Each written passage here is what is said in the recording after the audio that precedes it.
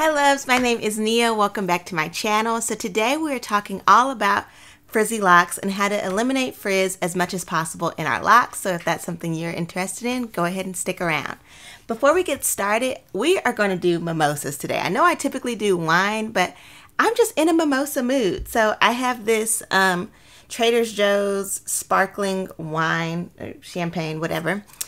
And I'm gonna put you guys up on game when it comes to mimosas.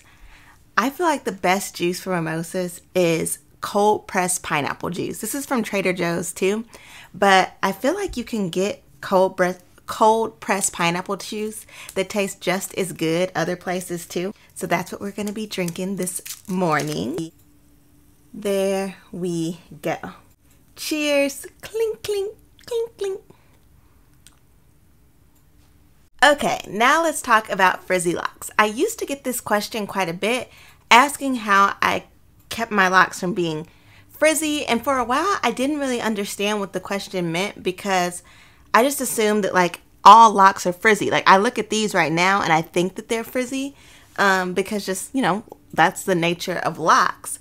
But now I know what people are talking about because I've seen some pictures and I think I got an idea as to what people mean when they're saying like the frizziness in locks. And there are a few things that have worked for me when it comes to maintaining like less frizz in my locks. And so that's what I'm going to share with you guys today. But first, it wouldn't be one of my videos without a disclaimer. Locks are going to have some amount of frizziness to them. I don't think that anyone is going to be able to achieve zero frizz in their locks 100% of the time. Locks are of course more frizzy whenever it's getting close to the time that we need a retie or a retwist for those people who choose to palm roll or twist with the comb. So they're going to be frizzier around that time. They're also going to be frizzier whenever we are in the locking stages, in different stages of our locking process. One of the reasons I did choose to go with Sisterlocks is because I thought that I would not care for my locks during the progressive stages of traditional locks. Now I see some women rock that frizzy look whenever they're going through like the baby and teenager stage of traditional locks, and they look absolutely beautiful.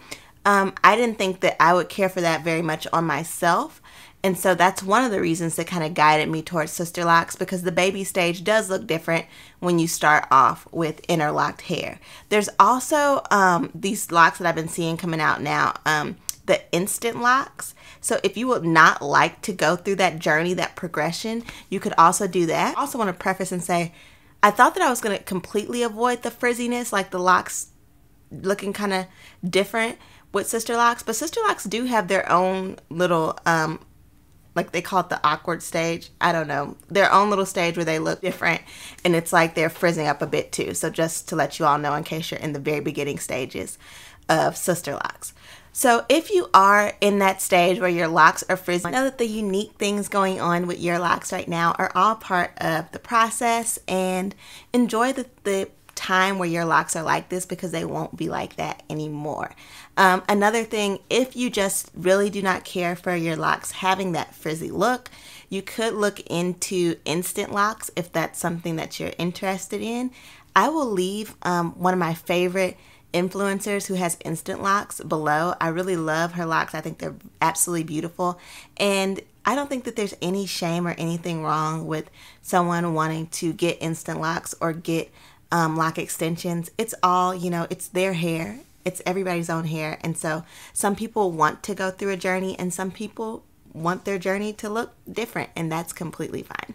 So what do I do to avoid frizziness in my locks? I'm going to rewind back to something for my baby lock friends first, and then we'll just go through everything that I do now. So when it comes to Sisterlocks and preventing frizz, something that you're really going to want to focus on whenever you're in the baby lock stage is, I know everybody says it, but I gotta just say it too, it is braiding and banding, and I know it really sucks, but we gotta do it. You got to braid and band, and here's actually something that I was not doing initially, and I realized that my locks were starting to frizz up and take different, they weren't like setting in the lock in the same way, and that is taking my braids out as soon as I got out of the shower. I didn't know that you were supposed to leave your leave your braids in until they finish drying, but that can definitely help prevent frizz and just have your locks stay solidified in the lock and just looking healthy and smooth and all the things that most people want. So when you're braiding and banding in the baby stage, just leave your braids in until they finish fully drying, or drying for like the majority of the way. So like maybe 80%, 85% dry before you take your braids out. And also, I know there's like the urge to stop braiding and banding soon, and I really did, because I just thought the only reason that you braid and band was to prevent slippage. And so once I wasn't like having slippage anymore, I stopped braiding and banding. But I also didn't realize that braiding and banding could it aided in like supporting the integrity of the lock. And so I stopped braiding and banding super early. But if you would like for your lock to just have that super uniform look, not very frizzy at all, braiding and banding longer can help that. Okay, now we're on to the things that I do now. I don't do much because, like I said, frizzy locks aren't something that like is a big deal for me. I don't mind a little frizz every now and then, but here are the things that I do and they work for me. The first one is I always dry my hair from the shower with something that has a t-shirt like fabric. I used to just use my husband's plain white t-shirts, and then I was trying to be a bougie influencer, and I got one of those little twisty things that like you put in the back, and I like it. But to be honest, I think I like my husband's white t-shirts more. I feel like they fit on better.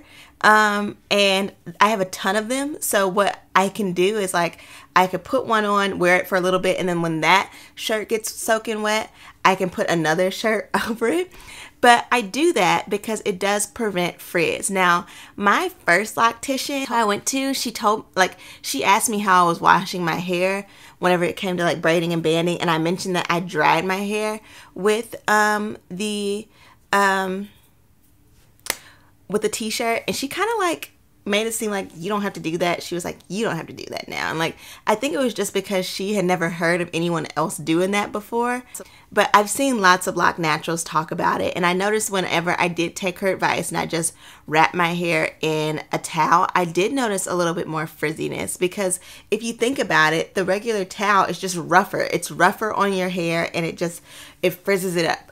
And so I use a t-shirt or the little bougie twisty turby thing. I got the little twisty turby thing at Walgreens. It was only like $5. Maybe I'll try some more of them, but that one just wasn't, I don't know. I guess you get what you pay for. I just said it was $5. So I can't be mad. I've almost finished this. I need another one. Okay.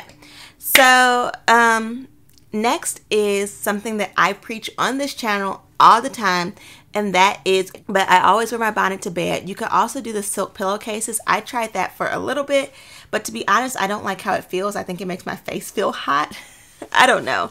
I just like a nice cotton pillowcase. I used to use the satin pillowcase. I tried, especially when I was trying to be really cute for Bae, you know, just have my hair out and just lay, you know, but it wasn't, I just don't like it. Also, I like my hair out of my face whenever I go to sleep, and I think it's just because I'm so used to wearing a bonnet that I don't feel comfortable if I have my hair out when I'm going to sleep. So wear your bonnet to prevent that frizz. My next tip is kind of like just for like getting ready if you want to go somewhere and you're starting to get frizziness in the front. I notice that people tend to not care for the frizziness in the front of their hair, and I think that's because you can really tell if you need a retwist by looking at those first 2 rows. And I saw this this meme, and it was really funny. It said, retwist your hair, or no, just retwist the first two rows and put it in a bun. Nobody will know. So that is my tip. It's just, you know, fake it till you make it. If you retwist the first 2 rows of your locks, you will get just a neater look. Nobody will know what it looks like in the back. They won't know that your hair is a frizzy mess in the back if you retwist the front of your hair and then possibly lay down your edges, it'll just completely change the way the entire look of your hair looks. Now, is your hair still gonna be frizzy in the back? Yes. Are you gonna be able to take a picture for Instagram and nobody will tell? Yes. That is a quick tip. If you don't have a lot of time, just quickly retwist like the first 2 rows or even like the very front row, and then typically like I'll do like 2 rows on the side. So the front row all the way around. And then on these sides right here, I'll go back a little bit further so that if I want to put it up, you can still see that there's a fresh retie. So that is something that you can do as well. Lastly, some people may not like this tip depending on how you feel about products, but when it comes to certain styles, I will add a little bit of mousse into my hair to have a sleeker look. I use the Loc Naturals Lemongrass Mousse. I love this. I also love that Loc Naturals is one of the few brands that actually puts locks as one of the hair types on their bottle. So on the bottle of Loc Naturals products, it has what type of hair it's for, and so there are these little dots on the end and they say kinky, curly, wavy, straight, and locks. So this is one of her products that she has said does work for locks. Every time I mention this product, people ask if I've gotten any buildup from it. I have not. And I've also seen that a few other Loc Naturals use mousse as well. I've seen Notorious Locs Loc page, and I want to try her products so bad. If you don't follow her, go follow her. But whenever people use her mousse to do like a sleek style, it automatically looks less frizzy. It's super sleek. And yeah, so if you find a mousse out there that you like, I do think it can help with certain styles. So I typically don't use it whenever I'm just doing something like this, because I don't feel like I have that much frizz. But if I'm doing like a sleek ponytail or a bun, I will add a little bit of mousse and everything just looks a little bit more polished in my opinion. So that is just a tip for individuals if you want a style to look super duper sleek. Like I said, this is the only mousse that I have tried, but I have seen lots of people really enjoying Notorious Locs mousse on Instagram, and I do plan on purchasing it soon. So those are all of my tips for addressing frizziness with locks. Thank you guys so much for watching. I appreciate all the love and support. Peace and blessings, guys. Bye.